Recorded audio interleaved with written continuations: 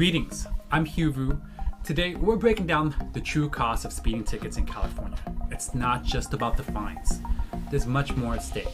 We'll explore the hidden costs, the impact on your driving record, and the strategies to effectively handle these tickets. Money, signs. What's the real price tag of a speeding ticket?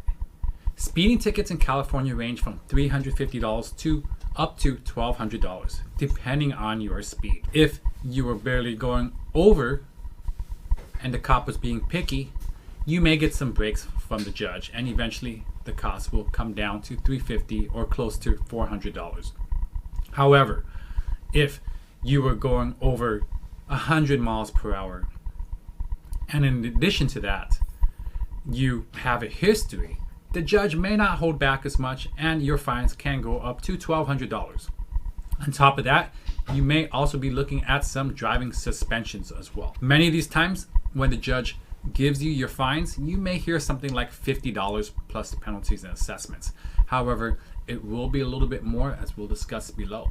We'll dissect the complex fee structures, including base fines and additional assessments, and explain why a ticket costs far more than the number on your citation. Let's delve into how California calculates these costs.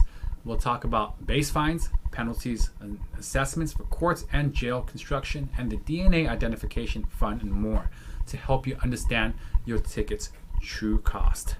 When we take a look at this, it's important to know that even if your ticket is $100, it's not just $100. There is a 260% tax that's levied onto your fines for the purpose of the ticket.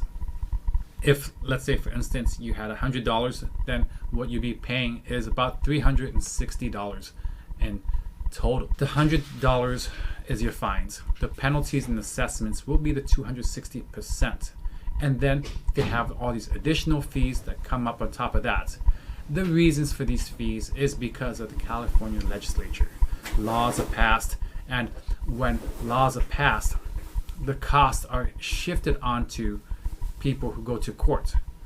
There's very little sympathy for people who get convicted in court. So when the politicians make these policies, they say, hey, we're going to make the bad people pay for it. This on paper looks fair. However, in practice, it leads to obscene fees like this. If you disagree, you should contact your legislatures. The long-term effects. Speeding tickets can add points to your driving record, affecting your insurance premiums. A speeding ticket can add 1 point. However, you can also, if handled right, avoid these points with a traffic school as well. On top of that, you can also have your cake and eat it too. If you went forward with the traffic school and finally realize that the cop is there and he's going to testify to what he saw, and you foresee yourself being convicted, then you can opt for traffic school. And in addition to that, we'll discuss how these points accumulate and the hidden costs they bring, including increased insurance rates. Once these points start accumulating up, you will start seeing it in your insurance rates.